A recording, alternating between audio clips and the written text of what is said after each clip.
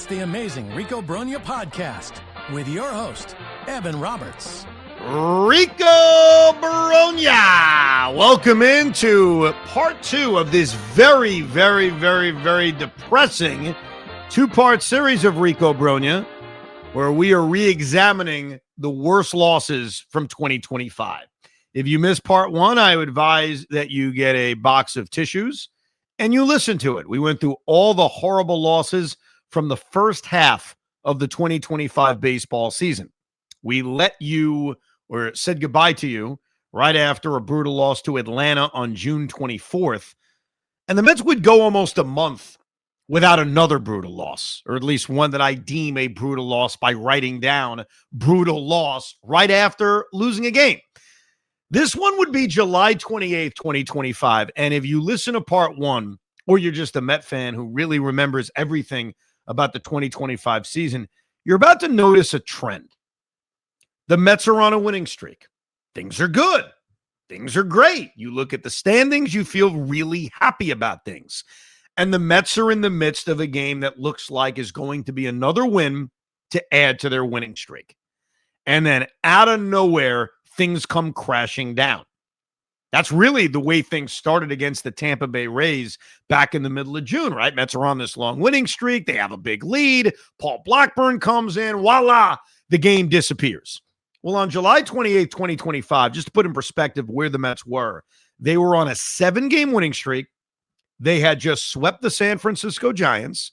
They were 62-44, a game and a half up on Philadelphia in the National League East. And if you're looking at a team like Cincinnati, the first team out, the team that would eventually tie the Mets and make the postseason, well, the Reds were 6 games behind the New York Mets at this point. It was a West Coast game against the San Diego Padres, and Dylan Cease would be on the mound for San Diego, and Frankie Montas would be on the mound for the New York Mets. And the Mets would jump out to a 1-0 lead. Padres would quickly tie at the third.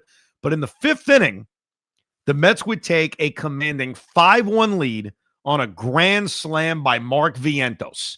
5-1. And then Frankie Montas would just spit the bit out of absolute nowhere. After 4 good innings and a 5-1 lead, the 5th inning would be a disaster for him. He would promptly give up a 2-run home run to, of all people, Luis Suarez, eventually come out of the game with 2 on and 1 out, and Huáscar Brazoban would come in and finish the job. And by finish the job, I mean finishing the job of blowing a lead. The Mets' 5-1 lead would disappear into a 6-5 deficit. And that's where it stood for a while, because the Met offense went to sleep after that Mark Vientos home run, which is why when they tied the game in the 9th inning on a 1-out bomb of a home run by Ronnie Mauricio at 12:45 in the morning, I think we were all stunned. It figured like just a lifeless loss after the Mets blew that lead in the 5th inning, but Ronnie Mauricio had one of his finest moments of the year, a game-tying home run against Robert Suarez. But then, in the bottom of the 9th inning, with Gregory Soto on the mound, things would go bad. He'd give up a leadoff hit to Xander Bogaerts. He'd make a terrible throw on a bunt by Jose Iglesias. So San Diego was set up with 2 on and nobody out. But Soto had a chance to get through the inning. Got a big strikeout against Bryce Johnson, and he was simply an out away from getting this thing into the 10th inning. All he had to do was get out a 195 hitter in Elias Diaz. He did not get him out. Padres and Mets tied at 6 with 2 on and 2 out in the bottom of the 9th inning. The former Met, Jose Iglesias, is the winning run standing at second base. And the Padres' number 9 hitter, Elias Diaz, coming up. Line to left center field. It's in for a base hit. Here comes Iglesias around. The throw is up the line. Padres walk it off. Elias Diaz drives it in. Elias Diaz took Dylan Cease off the hook in the 5th with an RBI single. And now he takes Suarez off the hook in the 9th as the Pods walk it off on a wild night against the Mets. You know what's funny? As bad as this loss was at the time, I think that there are a few things that added to it that made it worse in the moment. Number one, West Coast. Always talk about this. When you lose on the West Coast, it sucks more. If you're staying up till 1 o'clock in the morning and you see your team lose, it stings just a tad more. The other thing was the worry that all of a sudden a winning streak ending in fashion like this felt eerily similar to what happened earlier the year against Tampa. So I went to sleep that night just worried, like, is this going to lead to a losing streak? Is this going to lead to things spiraling out of control? And the answer was yes, which is why that loss felt worse, because you're like worried about what's going to happen next. Well, a week later, the Mets would have another brutal loss. It was at Citi Field on Monday, August 4th. They were opening up a 3-game series against the Cleveland Guardians. The Mets went into this game a half game behind the Philadelphia Phillies. And again, offensively, couldn't do anything over the first 5 innings of this game. They got really good pitching out of Sean Manaea. This was a part of the weirdness of Manaea's return. You'd see some good, but enough bad. And this was a great example of it because he threw 5 scoreless innings and only threw 57 pitches. Manaea was delivering his best performance of the year. And then in the 6th inning, ran into just a ton of trouble. Gave up a leadoff hit a batter, gave up an RBI single, gave up another RBI single, and then Gabriel Arias would hit a bomb of a home run. And so a 0-0 game turned into a 5-0 game because the Guardians put up 5 runs in the top of the 6th inning, all of which against Sean Manaea. 3-2, the payoff pitch to Fry. Swing and a liner to right field, a base hit. Kwan scores, Martinez to third. He'll be held there. Runners at the corners. Mets play back looking for 2, and here's Santana. First pitch, line the other way, base hit right field. Martinez scores, Fry stops at second. 0-1, Arias lifts it in the air to deep left center. Mullins going back, forget it. It's gone over the great wall of Flushing. A long home run, the 8th of the year for Gabriel Arias. And the Cleveland Guardians have a 5-run 6th inning. You know what I forgot about this game? And I realized it by looking down at my scorecard, and you'll all hear about it. Cedric Mullins was a terrible Met, right? We all know that. He's gone now. He's a footnote in Met history. He is Billy Taylor. I always love to use Billy Taylor as an example of guys acquired at the trade deadline who suck and then just disappear into the night. Well, Cedric Mullins had a chance to be a hero on this night because the Mets are down 5-0 in the 6th inning, and they start to rally. Pete Alonso, it's a 3-run home run in a rally in the 6th inning that really started in an odd way. A strikeout wild pitch, an error by Brian Rocchio, and Alonso takes advantage of that by hitting a 3-run home run and turn a 5-0 game into a 5-3 game. In the bottom of the 8th inning, the Mets rally, and they rally with another base hit by Pete Alonso and a sacrifice fly by Mark Vientos. So a 5-0 game eventually becomes a 5-5 game. And Cedric Mullins came to the plate with 2 on and 1 out. And if it wasn't for Rocchio making a diving play, Mullins could have been a hero. But that's baseball, Susan. Infield in, here's the pitch. Swing and a ground ball hit hard to the right side. Snagged beautifully by Rocchio. The runners hold. Rocchio underhands to first. In time to get Mullins 2 men away, and Rocchio just kept this game tied and probably prevented the Mets from getting a 2-run lead. That's the reality. I mean, the reality is Cedric Mullins had a chance to give him a 2-run lead, and Rocchio made a great play. With that said, the Mets were unable to take advantage of the opportunity to take the lead in the 9th inning. Again, they had a great opportunity to win the game. In fact, they had the bases loaded with 1 out and Pete Alonso at the plate. And Pete ended up striking out. It was tough to be mad at Pete because in his 4 previous at-bats, he had 3 singles and a 3-run home run. So he came up 4 for 4. So when he struck out in a big spot, it's just, hey, what can you do? And Jeff McNeil lined out. So the Mets missed a golden opportunity to walk off the Guardians and have a really good victory. So instead of a really good victory, we would have, a tooth distraction in the 10th inning because Manfred Mann's on second. Jose Ramirez gets intentionally walked. And then we see bad Met defense. The culprit of the bad Met defense would be Brett Beatty. And that sucks because Brett Beatty came into the game after Starling Marte had pinch hit for Ronnie Mauricio, who had started the game at third base. First pitch, bunted in the air toward third, fielded on one hop by Beatty, throws to second. It's off. Lindor's glove rolls into right. Schneemann scores. Ramirez goes to third.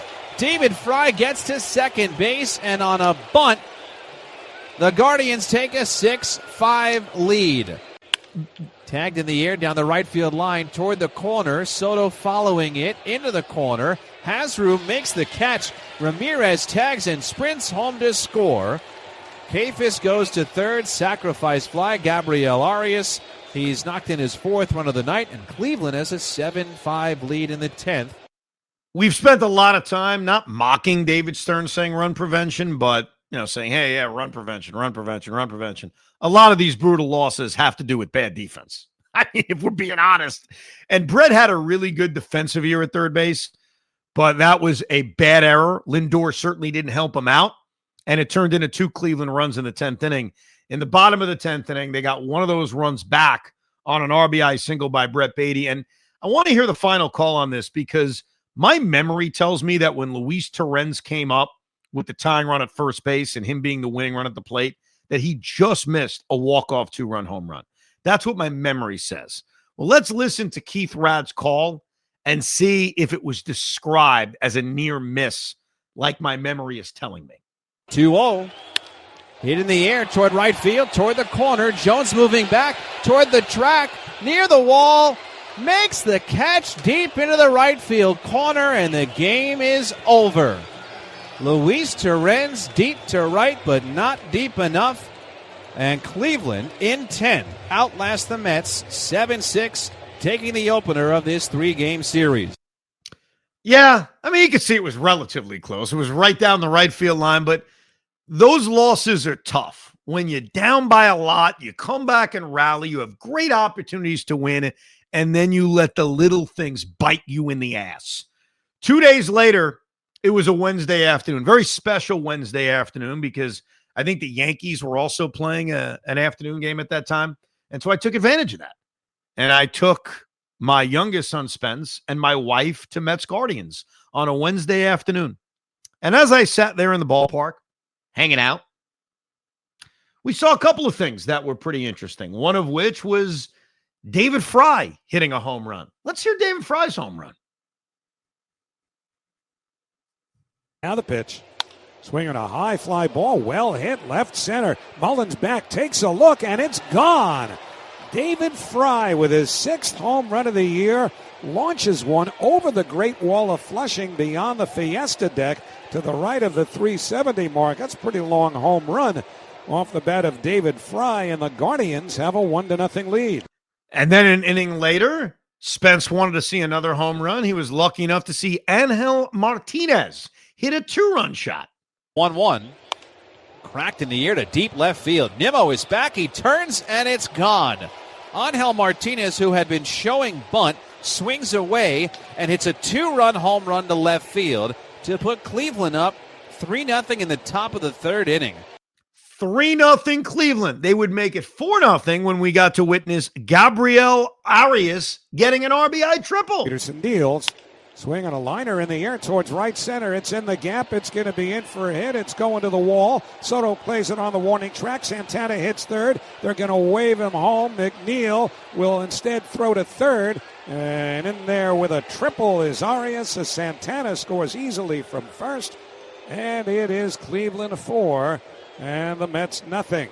Now, if you don't remember this game, you may be saying, why is this on the list? This just feels like a typical bad afternoon at the ballpark. Are you being selfish, Evan? Are you only putting this on the list because you took your youngest son and your wife? No.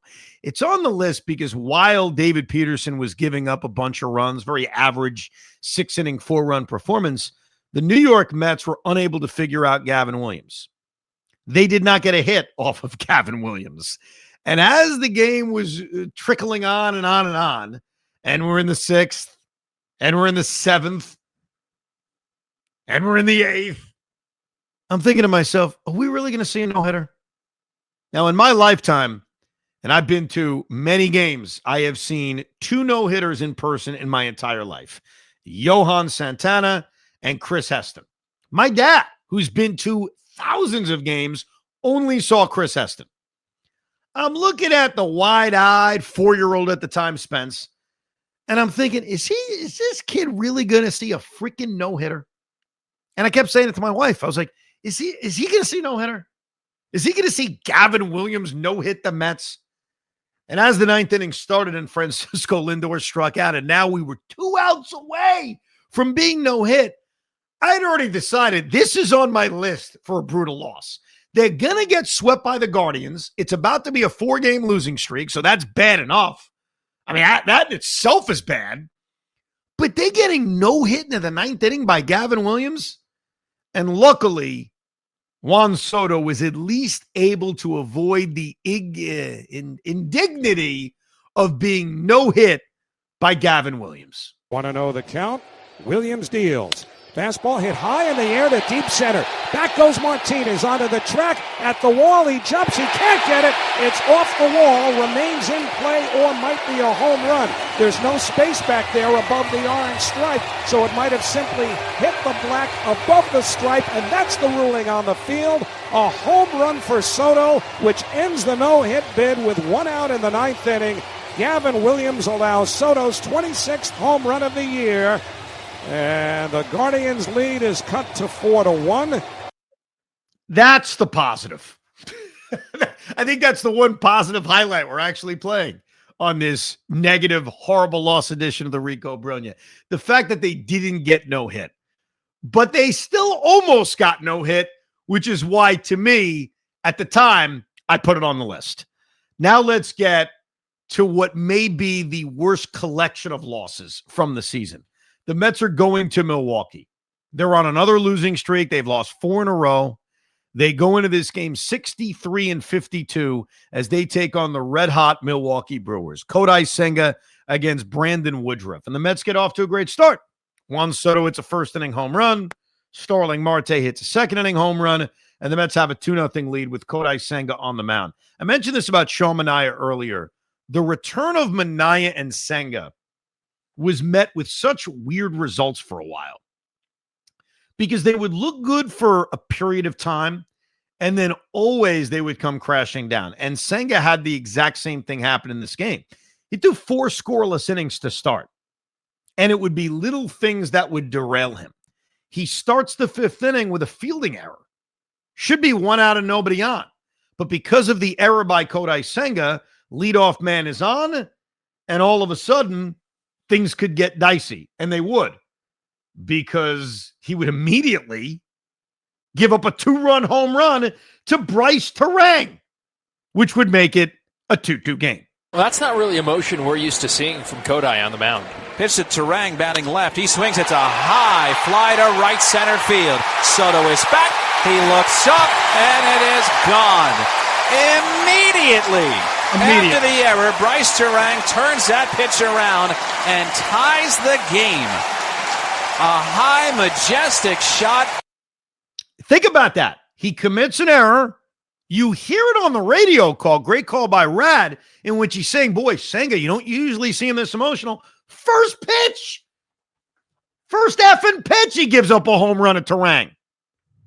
At that point of your Mendy, you probably should have taken him out. Like, why even screw around? He got the next guy out, issued a walk to Joey Ortiz. There was a catcher's interference. And then a walk to William Contreras before he went to Brooks Raley to try to keep the game tied. Now, let's play a little game. Because some may not remember how the Brewers untied the game. Bases loaded, 2 outs. We got a catcher's interference. Before that, we had a Kodai Senga error that turns into a 2-run home run. And here's the ultra-reliable Brooks Raley. What could possibly happen on an 0-2 pitch to Isaac Collins that would give the Brewers the lead? If you chose 0-2 hit batsman, you win Mets misery monopoly. Raley flutters the glove, 0-2. Hit him in the back foot, and on a hit by pitch with the bases loaded, the Brewers take the lead. 3-2 Milwaukee in the bottom of the 5th. Ortiz is in the lead run. Frelick to third, Contreras to second. Collins gets an RBI. I remember thinking at the time, you just can't lose this game because of that. You know, it's 3-2. It's the 6th inning. lose a different way. You can't possibly lose this game on a hit batsman on an 0-2 pitch in the 5th inning. Well, spoiler alert, they would. But there would be some frustrations along the way, including Juan Soto coming up in the 8th inning of a 1-run game. Again, us begging for that Soto moment. Lindor draws a walk, down by a run. Can Juan Soto hack at the first pitch against Abner Uribe and make us forget about all of our misery? The answer to that question would be no. And they're going to have Uribe, the righty, face the lefty Soto in a 1-run game. 8th inning, 2 outs. Pitch. Swinging a bouncing ball to second base. Terang's got it. Soto flips the bat. The throw to first is in time. And the Mets once again hitless in the inning. They haven't had a hit since the 4th inning. They hadn't had a hit since the 4th inning. Well, good news. With 2 outs and nobody on in the 9th inning, down by 1 run, they would get a base hit. An 0-2 double by Starling Marte against Trevor McGill. Like a little bit of a sign of life. Tying run at the plate. Maybe now we can put together some miracle rally. Well, again, if you're playing Mets misery monopoly, what would be a painful way for this game to end? Like a controversial strike 3? A diving play? How about what appears to be a game-tying hit and Starling Marte being thrown out at the plate? Would you like that in Mets misery? Let's hear it. Infield is back around to the right. Marte, of course, will be bolting for the plate if McNeil can sneak one by the infield. 1-run game.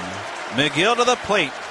McNeil swings, lines one, shallow center. Perkins plays it on a hop. Marte rounding third. Heading home, the throw, the slide, the tag. He's out at the plate, and the Brewers win the game. The Mets immediately signal to try to challenge this, but if it stands, Blake Perkins, a walk-off outfield assist from straightaway center, gunning Starling Marte at the plate. Contreras put the tag on. Oh, God. It's been a couple of months, and just hearing it and reimagining our emotions in it, what a freaking brutal loss. I know we had a Rico right after that one. A walk-off outfield assist. And yeah, the big debate on the Rico that night was, should Marte have been pinch run for with Tyrone Taylor? Would it have made a difference? Probably. But instead, the Mets lost on a walk-off outfield assist. They would lose the next night against the Brewers, and so they would go into the finale of this series on a 6-game losing streak. This was one of those days I'll never forget. The Sunday game, August 10th against Milwaukee. And you may remember this. You may not. Not a big deal. I was going through this dilemma because I was going over a friend's barbecue. And they're diehard Met fans. May even be listening to the Rico right now. Diehard Met fans. And so I knew that DVR would not be an option because they're going to watch the game. They're going to have it on in the background. So do I bring my scorebook over, or do I actually act like a real human being and not score the game? It was a real 50-50 decision, and I decided not to score the game, even though they said, why didn't you bring your scorebook? You should have scored the game. I'm freaking glad I didn't score the game. Because as the Mets were entering the finale of this series against the Brewers, again, desperate for a win, what would happen? Well, they would jump out to a big lead. They would jump out to a comfortable lead. With Sean Manaea on the mound, the Mets would actually have a 5-0 lead. Cedric Mullins hit a home run to make it 5-0. But it didn't feel safe. Just, you knew it wouldn't be easy. Not that the Mets would definitely lose, but you knew it wouldn't be easy. And right away with a 5-0 lead, William Contreras said, it's not going to be easy. He hit a solo home run to make it 5-1. Then they made it 5-2. Then the Mets responded and made it 6-2. It was a 6-3 game when William Contreras came to the plate and said, I'm going to make this thing a little bit closer. 2-2. Pitch. Lined in the air, deep down the right field line. This one is gone. Just over the fence, just inside the foul pole, the other way to right. His second home run of the day, his third home run of the series. William Contreras makes it 6-5 Mets. 6-5. And I think when Contreras hit that home run and make it 6-5, you knew, okay, inevitably we're going to lose this game. That is going to happen. In the bottom of the eighth inning, Carlos Mendoza made the gutsy decision to go to Ryan Helsley. Ryan Helsley comes in, immediately issues a leadoff walk. Gets Sal Frelick to fly out, gives up a base hit to Danny Jansen, and then he strikes out Brandon Lockwood. So there's 2 on, there's 2 out with a 1-run lead. And I do remember at this barbecue suggesting, why not go to Edwin Diaz? Like, this game is so important. You're in the midst of a losing streak. You're facing the best team in the National League at this point. Just don't screw around. Go to Edwin Diaz. And instead, Carlos Mendoza allowed Ryan Helsley to face Joey Ortiz with 2 on and 2 out and a 1-run lead in the bottom of the eighth inning. Helsley's pitch. Grounded right side. Off the diving glove of Alonso into right. Turang scores from second to tie the game. Danny Jansen to second. And once again, Joey Ortiz puts the ball in play. Singles off of a diving Alonso on a ground ball to first. And we're tied at 6 in the 8th. And what really pissed me off is right after Helsley gave up the hit to tie the game, you remember what Mendy did? He went to Diaz. So he goes to Diaz in a tie game with 2 outs in the 8th inning, but doesn't go to Diaz with a 1-run lead. Unbelievable. Well, Edwin Diaz would get out of that inning. And then he would start the bottom of the 9th inning of a tie game and would instantly put us out of our misery when Isaac Collins would send us all home miserable. 2-2. Swing and a shot. Deep right field. Soto is back. It is gone. Isaac Collins delivers the game winner. Just over the fence in right. The Brewers win it 7-6. They sweep the Mets. The Mets had a 5-0 lead today, and the pain grows. Diaz gives up his first run since June 2nd, and it comes in this building against the hottest team in baseball. So when this podcast is over, what we do with these great wins, bad losses edition of the Rico is after reliving it, we pick the worst loss of the year. I'm telling you right now, between how I felt in the moment, between everything about that game, this is the worst loss of the year, at least as of now. And I know a lot of people are going to point to June 13th. The reason I can't say June 13th is in the moment, I left Citi Field thinking, oh, we're okay. Like, yeah, looking back on it, it turned out to be the death sentence. But this Sunday loss to the Brewers was just freaking, it's actually bothering me so much even talking about it. Anyhow, the next bad loss of the year would occur 3 days later. August sucks, man. This was a weird one. So it's a Wednesday night. The Mets are taking on the Atlanta Braves at Citi Field, and the game was delayed by an hour 35. So the game actually didn't start till 8:45 at night, late night. And it was former Met Carlos Carrasco against David Peterson. Mets are coming off a victory. They're now 5 games out, but their wild card lead is still 2 games as they play this game. And the Mets just jump all over Carlos Carrasco. They score 3 in the first inning, 2-run single by Alonso. They score 3 in the second inning, 2-run home run by Juan Soto. They're up 6-0. And what I regret is I went to this game with my wife. She met me there that night. It's a weeknight. The game started late. At 6-0, I made a comment to her. And I hate leaving games early, but I try to actually be a good husband and a good father.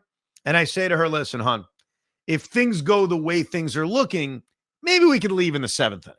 Well, we may be all right. And she's like, great, whatever you want, hon. Just love being out here at the ballpark on this beautiful night at Citi Field.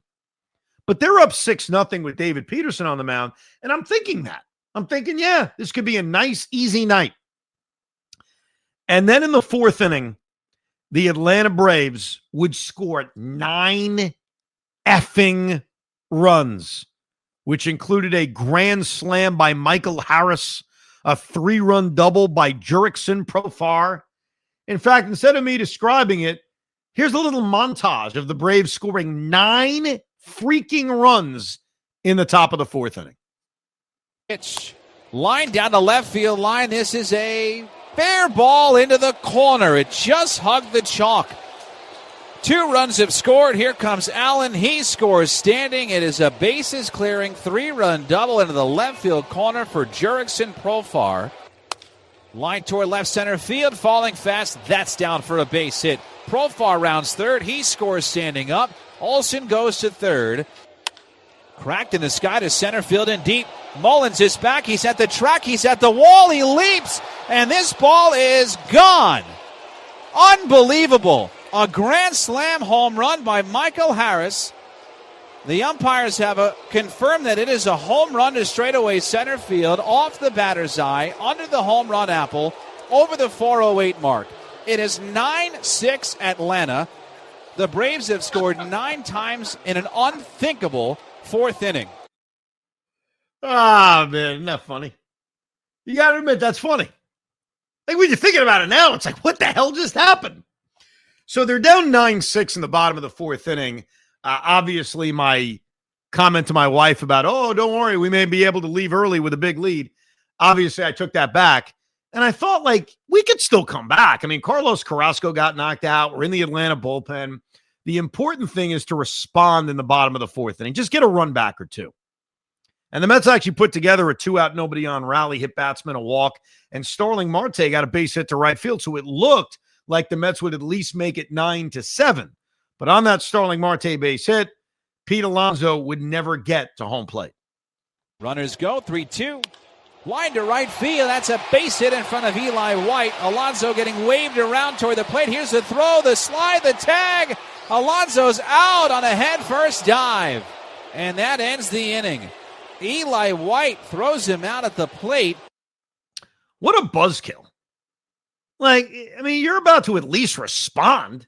And by the way, Pete, I love you. How the hell are you not scoring with a head-first start? It's 3-2. You're running on the freaking pitch, and you can't score on a 2-out base hit to right field? After that, the Met bats would do nothing.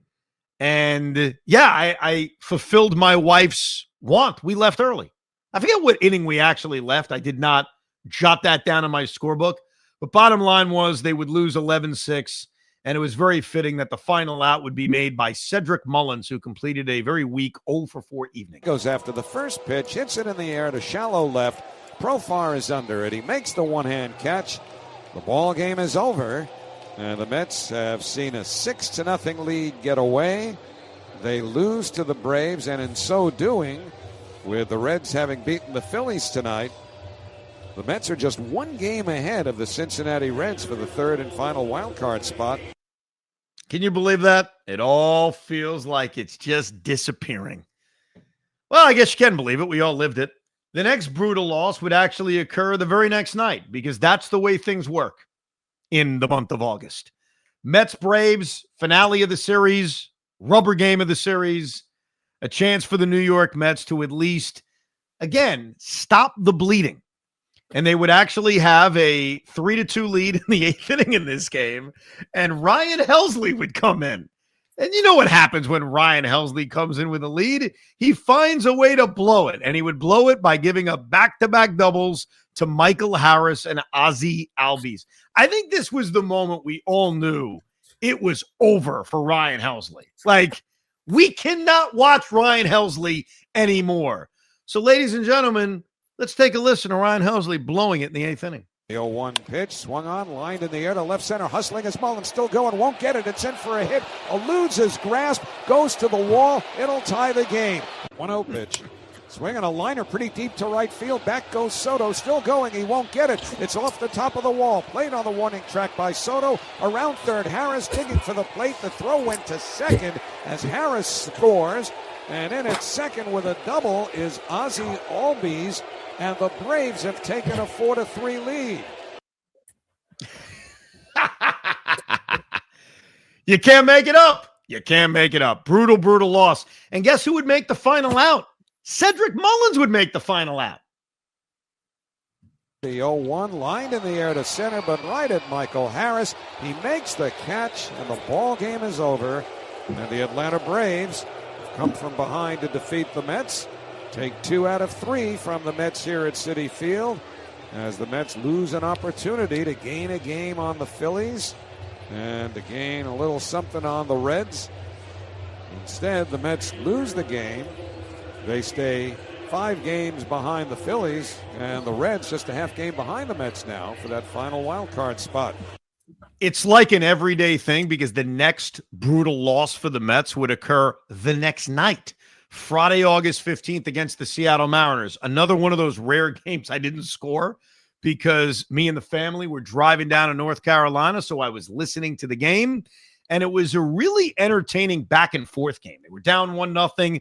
They tied the game at 1. They were down 2-1. They took the lead 3-2. They went down 4-3. They scored 3 in the fourth. They took the lead by a score of 6-4. They had a 6-5 lead going into the 7th inning. And again, we would see a full implosion from Ryan Helsley and the Met bullpen. They would give up 7 runs in the last 4 innings of this game.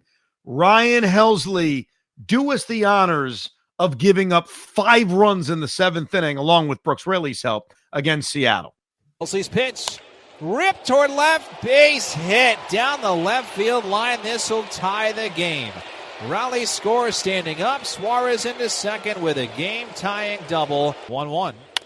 Bouncing ball toward the middle of the infield. It's going to get by into center field for another hit. Suarez rounds third, scores standing up, and Dominic Canzone in a left-on-left matchup beats Raleigh with an RBI single to center. Drilled in the air left field toward the corner. Nimmo racing over, looks up. It's off the fence. Canzone scores. Garver gets to third. He'll stop there. Into second. Donovan Solana with a double. More for the Mariners. 8-6 Seattle in the 7th. They've scored 3 times. 1-1. Ripped inside the first base bag, down into the corner past a diving Alonso. 2 more runs will score. Young gets to second, standing up with a double. 5 runs have come in for Seattle. Another big inning for an opponent, and it's 10-6 Mariners in the 7th. How many big innings did they have this year in which they allowed opponents to score 5 or more runs? It felt like it happened all the time. What was really frustrating about this, and I was driving all night going to North Carolina during this, is a lead turned into a big deficit. They were down 11-6. So the game was essentially over, and Francisco Alvarez gave us a little bit of a tease when he hit a 3-run home run in the bottom of the 8th inning to make it 11-9. So the Mets had a chance to make a dramatic comeback. In fact, they had the heart of the order up in a 2-run game against Andres Munoz in the bottom of the 9th inning, and they went down very meekly 1-2-3, capped off by Pete Alonso grounding out. The 0-1, a little one-hopper to second, fielded by Young, throws to first in time. The ball game is over. The Seattle Mariners have taken the opener of this 3-game series. The Mets have lost their 3rd straight, 14th in their last 16 games, and 9 of them have been with blown leads. Jam. Oh, my God. That Howie description is like, it couldn't be any more accurate. Well, the Mets would have little moments, little pockets of moments late in the year in which they would make you believe, don't worry, things are going to be okay. Like when they swept the Philadelphia Phillies at Citi Field. It was like, wait a second, okay, things may be okay. And then they played the Miami Marlins at Citi Field to follow it up, and they really missed out on a golden opportunity. They lost game 1 of that series. They did win game 2 of that series. Jonah Tong had his first major league win when they scored a bushel of runs and won the game 19-8, 19-9, whatever the final score was. And then in game 3 of this series on a Saturday afternoon, at the height of David Peterson's meltdown, the Mets gave up 5 runs in the first inning. It was probably one of David's worst starts of the year. He ended up going 2+ innings, allowing 8 runs. They were down 5-0. They were down 8-2, and they showed a lot of fight as they would come back and actually tie the game up before eventually losing 11-8. And that one really sucked because it felt like this could be one of those great victories. It would turn out not to be the case. Here's David Peterson crapping all over himself, giving up 5 runs in the first inning. Swinging a high fly ball to right field, and that's deep. Soto going back onto the track at the wall. He jumps. He can't get it. It's off the very top of the wall and in play. Edwards scores. Lopez had to hold up. Not sure if it would be caught, so he's got to stop at third. Now the pitch. Fastball line to right field. Slicing. It is a fair ball. Base hit going into the corner. 2-run score. And the pitch. He swings and he lines one in the air to left. In comes Nimmo. It breaks over his glove and rolls to the wall. In to score, Wagaman. Normie around third. Norby coming to the plate. Lindor will not make a relay throw, so Norby scores standing. And on at second with a double that sailed over the glove of Nimmo in left is Joey Wiemer. And the Marlins have a 5-run top of the first inning against David Peterson. Yeah, that wasn't good. And they rally. They fight back. Only to see the offense after the 6th inning not be able to do anything, and only to see the Miami Marlins respond immediately to the ferocious comeback. It was actually Connor Norby who did it both times, a sacrifice fly and a 2-run double, and the Mets would lose 11-8, and they wasted opportunities. They had a leadoff triple in the 7th inning. They couldn't score. They had a guy on base in the 8th inning, could not score. They put guys on base in the 9th inning with a chance to mount yet another rally. And this is a real shocker. When the Mets had the tying run at the plate in the bottom of the 9th inning with their last gasp at another rally against the Miami Marlins, guess who came up and struck out and failed with a big moment? Well, that would be Cedric Mullins, who has a lot of these. I feel like this is the 5th time Cedric Mullins made the final out of a game. Well, here's another example against the Marlins on August 30th. Now the pitch. Breaking ball swung on and missed. Strike 3, and the ball game is over. The Miami Marlins have made it 2 out of 3 this weekend against the Mets, with 1 more to play tomorrow afternoon, as the Mets came all the way back from eventually 6 runs down, but saw the Marlins go back in front, and the Mets were unable to catch up once more. And so the Marlins have won the ball game in the 9th inning for New York. No runs, 1 hit, no errors, 2 men left. The final score, the Miami Marlins 11 and the New York Mets 8. Yeah, not good. Not a fun one. The next brutal loss would occur on September 8th against the Philadelphia Phillies. Remember, the Mets had success against the Phillies at Citi Field a few weeks earlier. They went into this 4-game series 7 games back. I guess there was some fantasizing about the Mets being able to sweep the series and get them within 3. But at this point, the Mets needed just wins. And what's crazy, I was looking at my scorebook. They were 4 games up on Cincinnati and San Francisco for the last wildcard spot. So despite all the losing, despite all the frustrations, their lead was still, relatively solid. A 4-game lead over the Cincinnati Reds. Well, they would get an absolute no-show performance from their offense, very typical, have a lot of opportunities, not be able to score. Nolan McLean pitched incredibly well. Unfortunately for Nolan McLean, he made 1 mistake. He gave up 3 straight hits to start the 2nd inning, including an RBI single to Nick Castellanos. And so McLean would basically channel his inner Jacob deGrom and lose this game 1-0. But not without drama, because the Mets had runners on 2nd and 3rd with 1 out against Johan Duran in the bottom of the 9th inning. So they had a chance to rally, but they also had a chance 1 inning earlier when Juan Soto came to the plate again, with us begging for that Soto moment. Down by a runner on first, 2 outs. Could this be our dramatic Juan Soto is a Met moment? Runners lead 2nd and 3rd. 1-0 Phillies, 2 out, top 9. Duran set.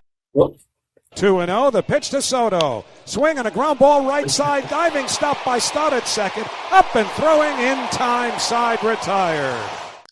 He was robbed, but he also could hit the ball over the fence. He did not do that.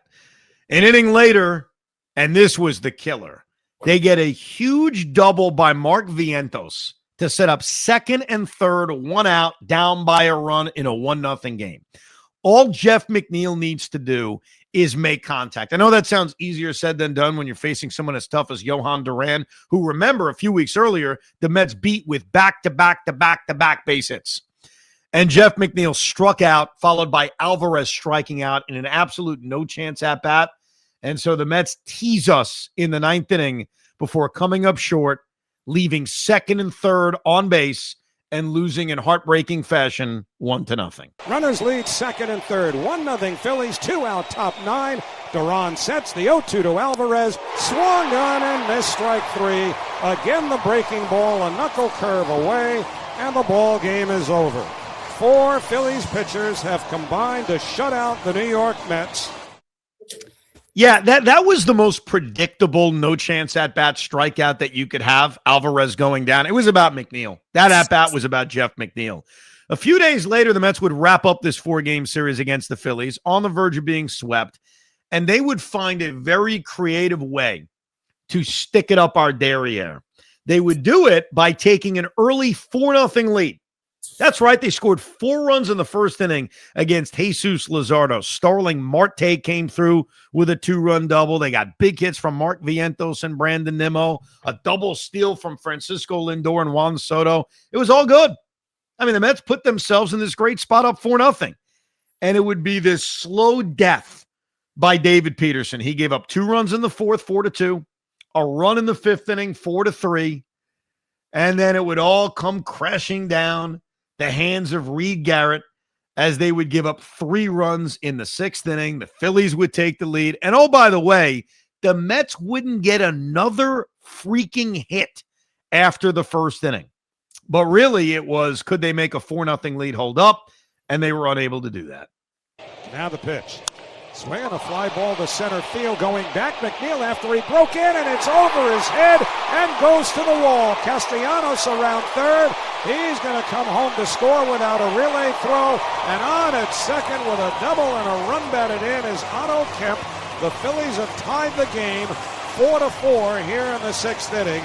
And Jeff McNeil, who has done such a good job in center field for the Mets in the times he's been asked to play out there this year, it's not his natural position, but his first step was in. His first 2 or 3 steps were in, and that cost him the play. 2-1 pitch hit on the ground up the middle, base hit center field. Kemp rounds third. He's coming home. He scores standing. Stopping at second, Brandon Marsh. Harrison Bader does it to the Mets again. 1-1, now the pitch. Swinging a hard hit ground to the first, picked by Alonso. The ball dribbles off of his glove into foul territory. He has no play. Marsh scores from third. Going to third is Bader. To second is Schwarber. And on at first with an infield single is Bryce Harper. The Phillies have a 6-4 lead. That inning can be defined by the trade deadline. Think about that. It can be defined by not acquiring a good enough center fielder to keep Jeff McNeil out of center field, where Jeff, I thought, did as well as he could. This is not me knocking McNeil. I mean, him playing center field was never ideal. So he's forced to play center field because the addition that Stearns made was so bad. And so he misjudges the ball in center. And then one of the guys he could have reacquired was Harrison Bader, who comes through with an RBI single. And all he did upon being traded to the Phillies was torture the New York Mets. Like, think about this simply. If he trades for Bader, he puts that ball in his pocket. And oh, by the way, probably gets some big hits. So I thought that implosion in the 6th inning, a lot of it was on the failed trade deadline by David Stearns.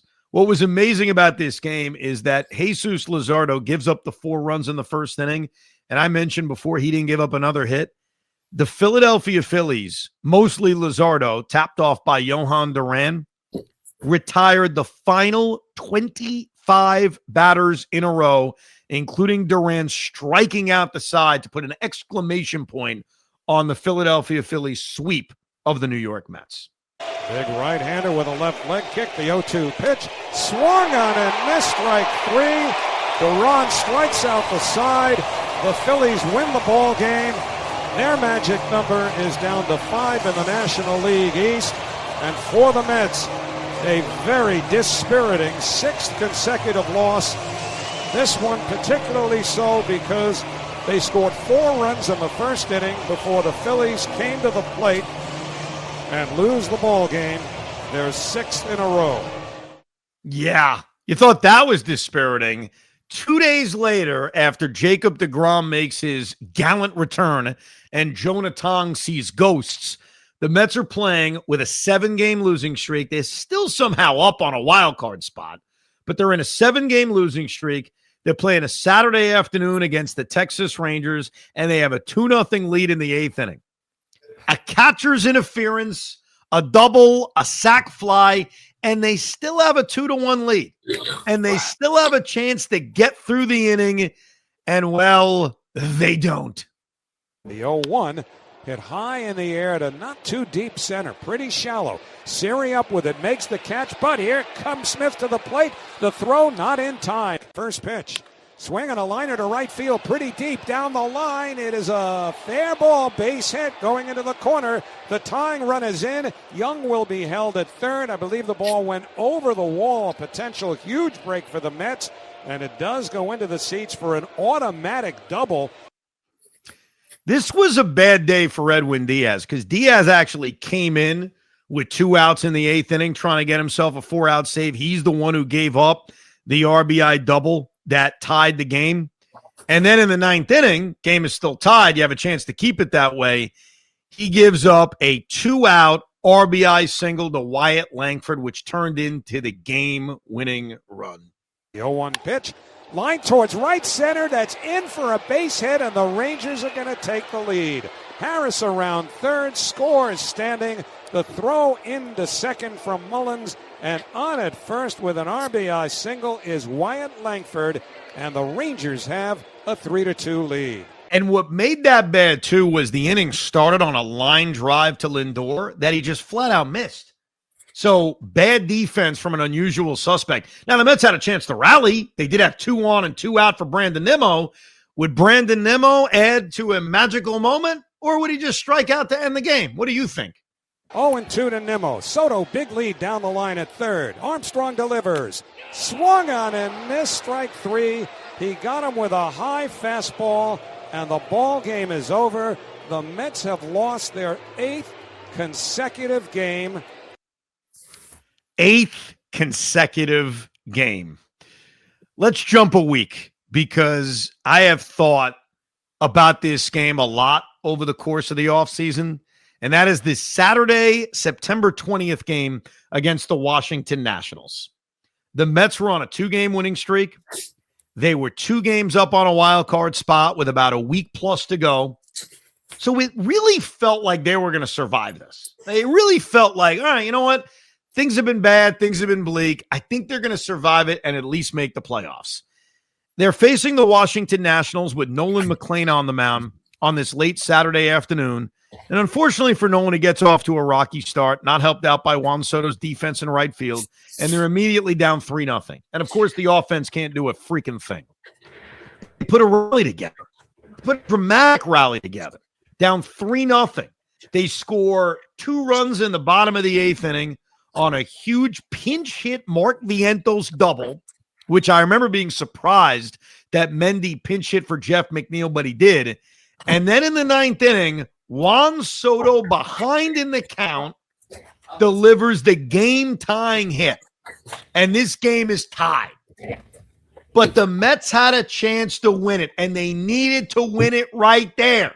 And Brandon Nimmo strikes out with the bases loaded and 1 out in the bottom of the 9th inning. And Starling Marte strikes out with the bases loaded and 2 outs. They needed to win the freaking game right then and there. And they did not. And they allowed the Washington Nationals to get the game to the 10th inning. And in the 10th inning, they actually kept the game tied. Edwin Diaz did his job. In the bottom of the 10th inning, what happens? They get a bunt hit to start it off. They got 2 on and nobody out, and Francisco Alvarez grounded into a double play. You got to be able to bunt. Francisco Alvarez can't. He's forced to swing away. He grounds into a double play. The Mets don't score in the 10th inning. And then the Nationals would go ahead and actually win the game on, get this, a 2-run inside the park home run by Dalen Lyle. Swinging a fly ball left center, pretty deep. Mullins going back, still going onto the track, can't get it. It hits the wall and caroms back onto the infield grass. All the way around from first is Chaparro digging for the plate. He's in and now trying to score, and he will score all the way on an inside the park home run. Can you believe that? An inside the freaking park 2-run home run that gave the Nationals the lead. And this is after the golden opportunity they had in the 9th and 10th inning to win this game. With all that said, here comes Juan Soto as the tying run in the bottom of the 11th inning. Again, Soto did deliver a huge hit in the 9th inning to tie the game, but could Juan Soto deliver another magical moment, or could he at least draw a walk and bring Pete Alonso to the plate as the winning run? Deals to Soto. And it's in there. Strike 3. Called a sinker that looked like it just caught the outside corner right at the knees. Soto saying no way, but he's called out on strikes by Jeremy Rehak, and the ball game is over. Yeah, I think at the time I thought it was ball 4, and when I looked at the replay, it wasn't. Either way, it was a brutal way to lose, and I think that is my new leader in the clubhouse as the worst loss of the season. We jump a week to the final weekend of the year in Miami against the Marlins, where the Mets went into the Friday game with control. They were a game up on the Cincinnati Reds. So they go into this game knowing if they can win, everything's right in front of them. And they jumped on Sandy Alcantara right away. Lindor hit that leadoff home run that gave him an early 1-0 lead. They would tack on another run on a Pete Alonso RBI double. They were up 2-0, and Brandon Sproat is dealing. He was dealing until he stopped dealing. Have we heard this before? A crooked number in an inning in which the game slips away. Up 2-0, they would give up 6 runs in that 5th inning. Brandon Sproat and Gregory Soto were responsible for it. Field back at double play depth. First pitch lined in the air to right, slicing towards the corner. It is a fair ball, base hit into score Conine. Johnson on his way to third. They're going to wave him in. McNeil's relay throw to the plate. Head first slide. He's safe. Here's the 2-0 pitch. Curveball hit on the ground to first. Bobbled by Alonso. Runner coming to the plate. McNeil fields the carom. Flips to Alonso in time in order to get Marcy, but scoring from third is Hernandez. 2-2 pitch. Swinging a grounder up the middle, base hit into center field, and the Mets basically gift the Marlins a run. 2-1 pitch. Swinging a high fly ball to left field. It's deep. It's going. This ball is long gone. Into the seats above the Marlins bullpen in left field. A 2-run pinch hit homer for Connor Norby. And for the Marlins, it is a 6-run 5th inning, and they have a 6-2 lead. A lot of Connor Norby sticking it up the Mets' derriere. A lot of that. They would have a great opportunity, the Mets, to rally in the 8th inning of this game. They actually got the tying run to the plate, bases loaded, 2 out, and Mark Vientos had a little weak pop-up the shortstop. And that was really their last scoring opportunity. Luis Torrens would end the game very meekly in the 9th inning as the Mets would lose control of their destiny. Phillips delivers, and a ground ball to short, right at Lopez. He's got it, straightens, throws to first in time. The ball game is over, and the Miami Marlins have taken the opener of this 3-game series from the New York Mets. And we lost all control. And finally, the last brutal loss of the year would, how could it not be, Game 162. We all remember the situation. If the Mets win, they need help. They would need Milwaukee to beat Cincinnati, and then the Mets would make the postseason. But if they don't get that help, the Mets miss the playoffs.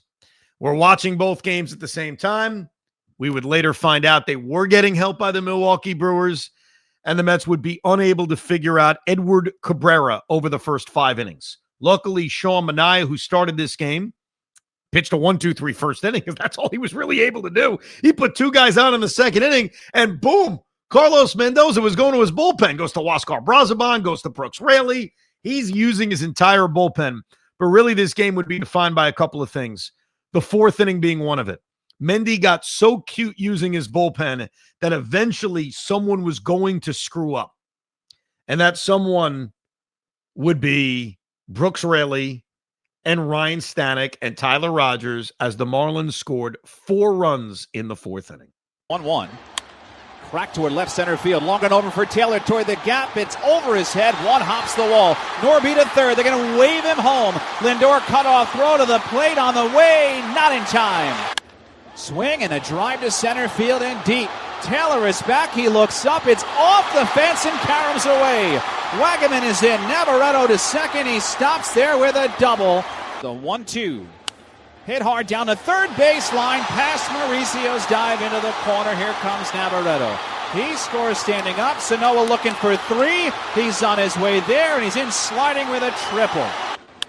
Floater shallow center base hit. Here comes another run.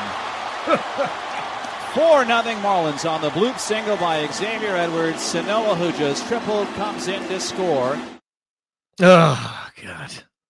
With all that said, they're down 4-0. It's the top of the 5th inning. Score some freaking runs. That was my attitude. Score some freaking runs. And they put together a nice little rally in the 5th inning. A 1-out walk to Mauricio, a 2-out walk to Lindor, a 2-out walk to Soto. And here's Pete Alonso.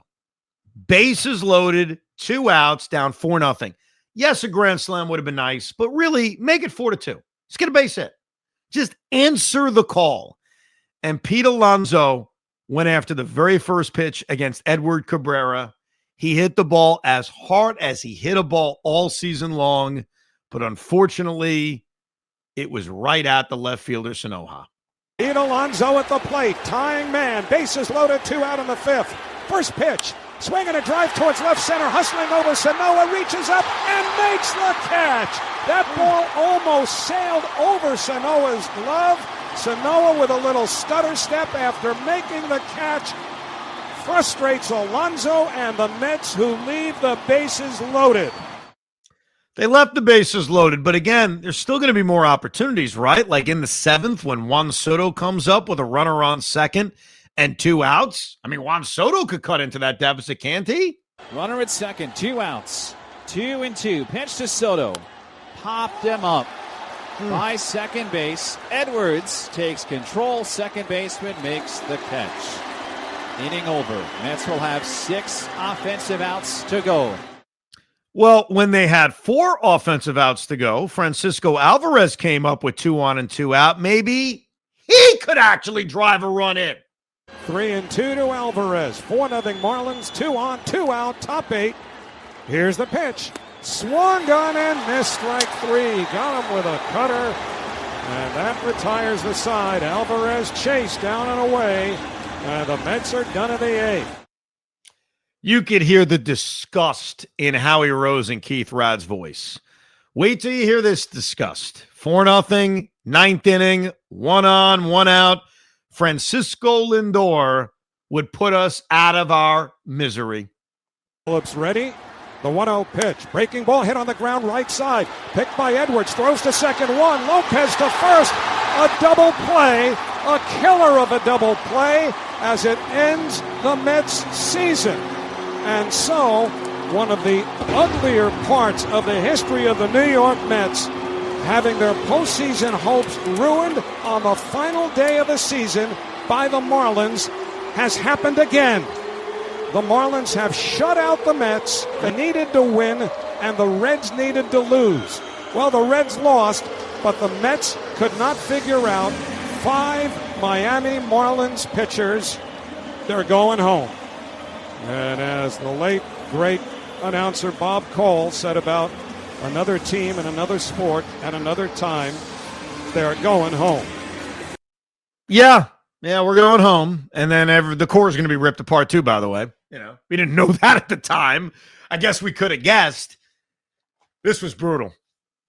After a combined 2+ hours of doing these Ricos, this special 2-part worst losses of the season Rico, I thought it would be cathartic. I'm pissed off.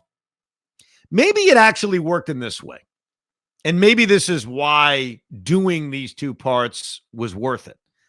I am still devastated by what's happened in this offseason with losing Pete and losing Edwin and even trading Brandon Nimmo. But when you go through all these losses, and certainly we can't blame Edwin and Pete and Brandon for it, but when you have this kind of season, maybe it is a good thing that the core was ripped apart.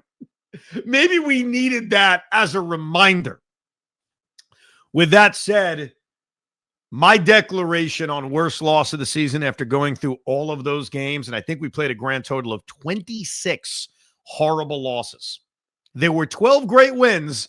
There were 26 horrible losses. And you tell me, Hoff, if you agree. I think the worst loss of the year was that Nationals game. The comeback, the opportunities with Brandon Nimmo and Starling Marte, the opportunity in the 10th inning, the inside the park home run. And I don't know if it was like the final brutal loss that really kind of led to the demise that puts me there. But that, to me, is the worst loss of the year. I guess you could easily say game 162 because it really put us out of our misery. But to me, after going through all of these losses, I would vote for that Saturday game against the Washington Nationals as, at least for me, my personal worst loss of the season.